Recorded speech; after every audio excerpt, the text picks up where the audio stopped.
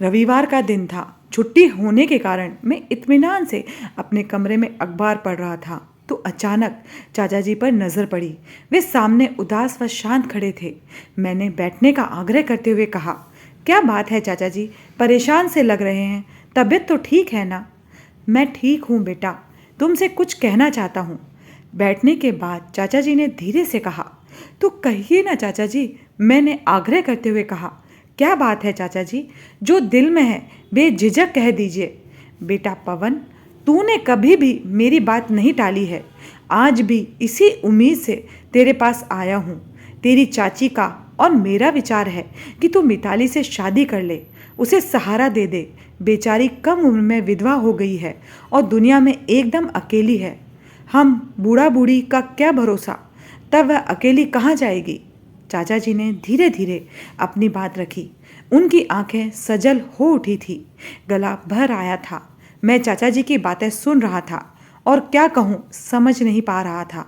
आज जीवन पथ का ऐसा मोड़ मेरे समक्ष आ खड़ा हुआ था जिसमें मुझे अपने परिवार के प्रति अपने कर्तव्य एवं अपने प्यार में से किसी एक का चुनाव करना था। मेरे जीवन पथ का प्रथम पड़ाव बचपन शुरू में काफ़ी खुशहाल था। मैं अपने माता पिता की इकलौती संतान हूँ। पापा बैंक में मैनेजर थे और माँ कुशल गृहिणी। चूँकि पापा घर के बड़े बेटे थे, इसलिए मेरी वृद्धा दादी हमारे साथ ही रहती थी। मुझे माँ बाप के साथ दादी का भी भरपूर स्नेह प्यार मिलता रहा। पटना के सबसे अच्छे स्कूल में मेरे दाखिला कराया गया था। पढ़ाई में मेरी विशेष दिलचस्पी थी और शुरू से ही मैं मेधावी रहा, इसलिए अच्छे अंक लाता था। पढ़ाई के साथ साथ खेल कूद गायन आदि में भी मेरी विशेष रुचि थी। मेरे जीवन पथ में अचानक ही अत्यंत कठिन और पथरीला मोड़ आ खड़ा हुआ। मैं उस समय कक्षा 8 में पढ़ता था। माँ बाप का अचानक रोड एक्सीडेंट में देहांत हो गया। मेरे पास इस दुख को सहने की ना तो बुद्धि थी ना ही हिम्मत। मैं हताश और हारा हुआ सा सिर्फ रोता रहता था। उस कठिन समय में दादी ने मुझे ढांढस बंधाया और अपने छोटे बेटे यानी मेरे चाचा जी के घर मुझे ले आई। मैं चाचा चाची के साथ जमशेदपुर में रहने लगा। उनका इकलौता बेटा पीयूष था। वह मुझसे 2 साल छोटा था। चाचा जी ने उसके स्कूल में मेरा नाम लिखवा दिया। मैं वहाँ भी अच्छे अंक से पास होने लगा।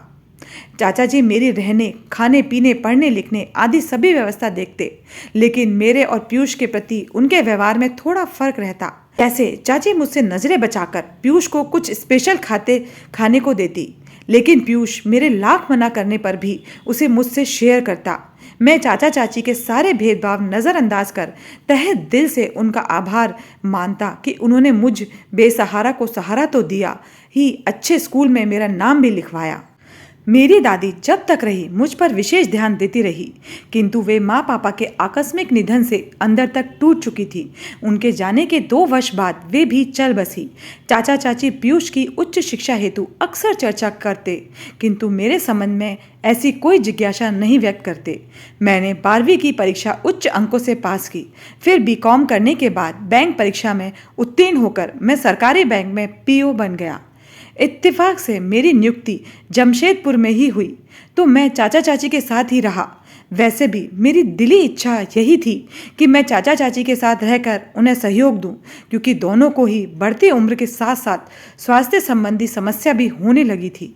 पीयूष ने बेंगलुरु से MBA किया, वहीं उसका एक मल्टीनेशनल कंपनी में सिलेक्शन हो गया। हम सभी उसकी खुशी से खुश थे।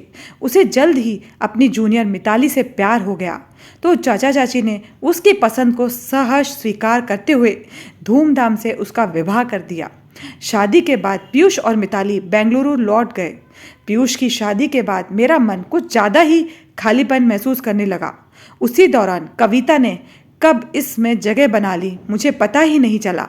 कविता मेरी ही बस से आती जाती थी। सुंदर सुशील सभ्य कविता विशाल हृदय मालूम होती, क्योंकि हमेशा ही सबकी सहायता हेतु तत्पर दिखाई देती। कभी किसी अंधे को सड़क पार कराती तो कभी किसी बच्चे की सहायता करती। बस में वृद्ध या गर्भवती महिला को तुरंत अपनी सीट ऑफर कर देती।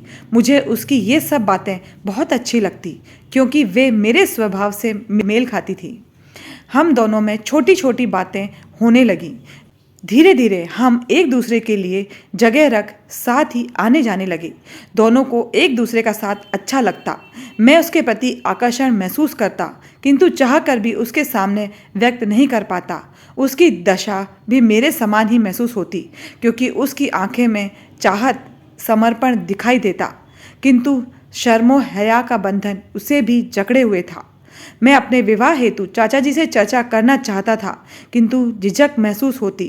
कई बार पीयूष की मदद लेने का विचार आया, किंतु वह अपनी नौकरी एवं गृहस्थी में ऐसा व्यस्त और मस्त था कि उससे चर्चा करने का अवसर ही नहीं मिल पाता।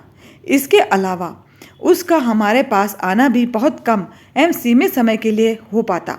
उस दौरान मेरा संकोची स्वभाव कुछ व्यक्त नहीं कर पाता।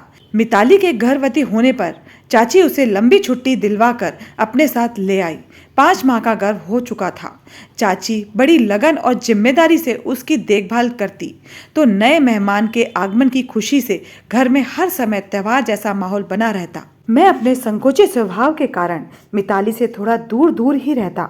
हम दोनों में कभी कभी ही कुछ बात होती। जीवन अपनी गति से चल रहा था कि अचानक पीयूष का रोड एक्सीडेंट में देहांत हो गया। घर में मानो कोहराम मच गया। चाचा चाची का रो रो कर बुरा हाल था। मिताली तो पत्थर की मूरत सी बन गई, एकदम शांत गमगीन। मैं स्वयं के साथ साथ सभी को संभालने की असफल कोशिश में लगा रहता। मिताली को समझाते हुए कहता कि मिताली, कम से कम बच्चे के बारे में तो सोचो, उस पर बुरा प्रभाव पड़ेगा। तो वह आंसू पोंछते हुए सुबकने लगती।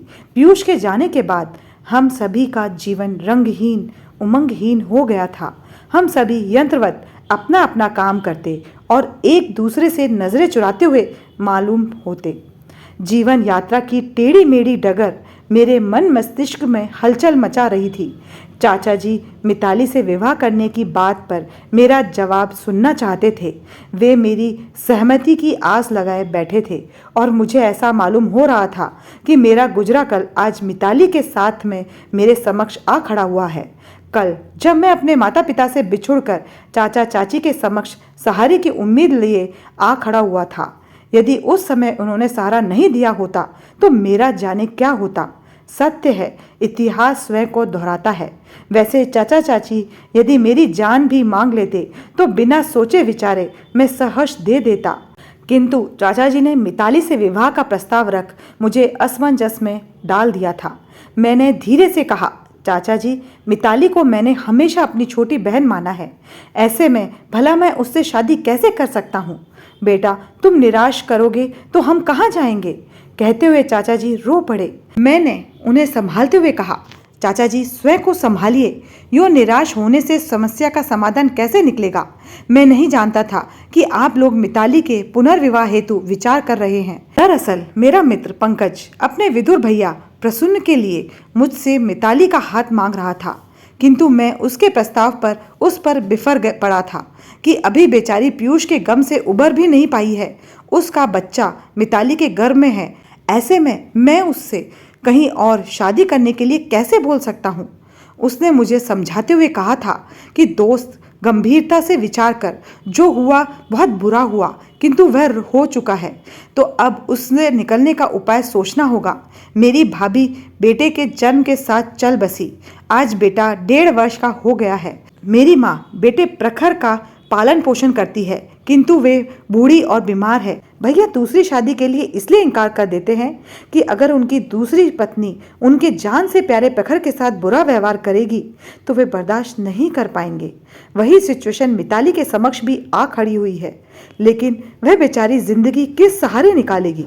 उसने मुझे विस्तार से समझाते हुए कहा कि देख दोस्त, मेरे भैया और मिताली दोनों संयोगवश अपने जीवन साथियों से बिछुड़ आधे अधूरे रह गए हैं।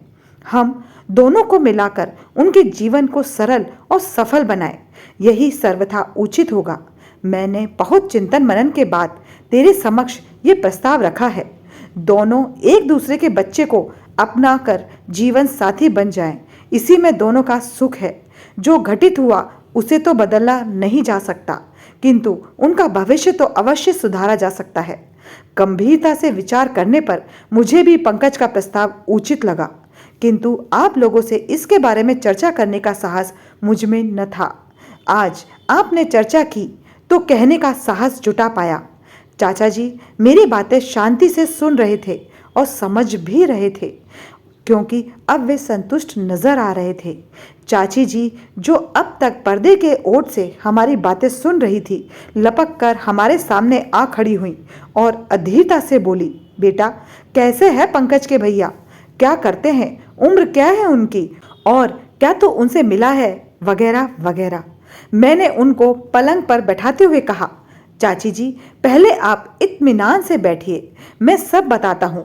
बड़े नेक और संस्कारवान इंसान हैं, संस्कारी स्कूल में शिक्षित हैं और मेरी ही उम्र के होंगे, क्योंकि पंकज से 2 साल ही बड़े हैं। पंकज मुझसे लगभग 2 साल ही छोटा है। वैसे आप लोग पहले उनसे मिल लीजिए, उसके बाद निर्णय लीजिएगा। मैं तो मिताली को देखकर चिंतित हो जाता हूँ, समझ नहीं पाता कि वह इस बात के लिए तैयार होगी या नहीं। अभी बेहद गुमसुम व गमगीन रहती है। बेटा तू चिंता ना कर, उसे विवाह के लिए हम सभी को प्रोत्साहित करना होगा।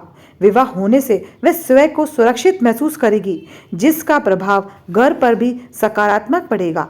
बेटा वह अभी स्वयं को अकेली एवं असुरक्षित महसूस करती होगी। एक औरत होने के नाते मैं उसकी भावनाएं समझ सकती हूँ। यदि उसे सहारा मिल जाएगा तब उसे दुनिया और जीवन प्रकाशवान लगने लगेगा। हम सबके सहयोग और प्रोत्साहन से वह सामान्य जीवन के प्रति अग्रसर हो जाएगी, चाची ने समझाते हुए कहा। फिर चाची 2 मिनट बाद बोली, बेटा पवन मिताली की शादी के बाद हम तेरी शादी भी कर देना चाहते हैं। ठीक है चाची, लेकिन अभी हमें सिर्फ मिताली के संबंध में ही सोचना चाहिए। कच्ची उम्र में बड़ी विपदा उस पर आ पड़ी है। हाँ बेटा, बहुत दुख लगता है उसे यूं मूर्त बना देखकर, लेकिन तेरी जिम्मेदारी भी पूरी कर देना चाहती हूँ। कोई नज़र में हो तो बता देना, कहते हुए चाची ने स्नेह से मेरा सिर सहला दिया। मैं कविता को याद कर आहिस्ता से मुस्कुरा दिया। प्रसून भैया के साथ मिताली की शादी कर दी गई। उनके प्यार, संरक्षण एवं हम सभी के स्नेह, सहयोग एवं प्रोत्साहन से मिताली ने स्वयं को संभाल लिया। समय से उसने प्यारी सी बेटी को जन्म दिया तो हम सभी को सारा संसार गुलजार महसूस होने लगा। सबसे बड़ी बात तो यह हुई कि अब मिताली खुश रहने लगी। बच्चे के नामकरण हेतु घर में चर्चा होने लगी तो मैंने कहा, प्रसून भैया आपने बेटे का नाम प्रखर बहुत प्यारा एवं सार गर्भित रखा है, इसी तरह बेटी का नाम भी आप ही बताइए। प्रसून भैया 2 पल सोचकर मुस्कुराते हुए बोले, मेरी बेटी का नाम होगा पीयूषा। जो है तो पीयूष की निशानी, किंतु दुनिया उसे मेरी निशानी के रूप में पहचानेगी। फिर प्यार से उन्होंने मिताली की ओर देखा। मिताली उन्हें आदर और प्रेम से देखने लगी, मानो कह रही हो कि आपको पाकर मैं धन्य हो गई।